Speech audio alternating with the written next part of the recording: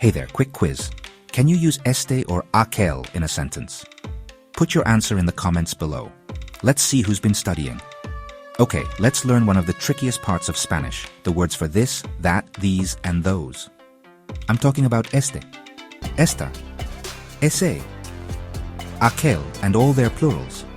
Learn these and you'll sound like a native speaker. Imagine this. I'm holding a book. I say, Este es mi libro. This is my book. Estea is masculine, singular, and right here in my hand. If I'm wearing a shirt, I say, Esta camisa es nueva. This shirt is new. Esta is feminine, singular, and close to me. What if I have more than one? Estos son mis libros. These are my books. Or, Estas son mis camisetas. These are my shirts. Easy, right? Now, let's talk about something farther away, like a notebook across the table. Esa es mi libreta. That is my notebook, not right here. What about a group of things? Esos son mis zapatos. Those are my shoes. For a group of girls? Esas son mis amigas. Those are my friends. But what if something is really far away, like a mountain?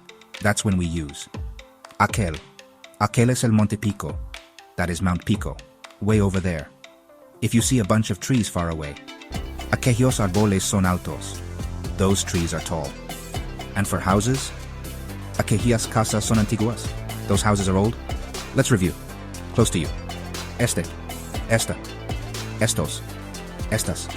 A bit farther. Ese, esa, esos, esas. Far away. Aquel, aquella, aquellos, aquellas. Here's your homework. How do you say, this is my cat, or those are my friends? Type your answers below. I want to see them. If you learned something, hit that like button, share this video with your friends, and subscribe for more Spanish tips. Practice these words and I promise your Spanish will get much better. See you next time.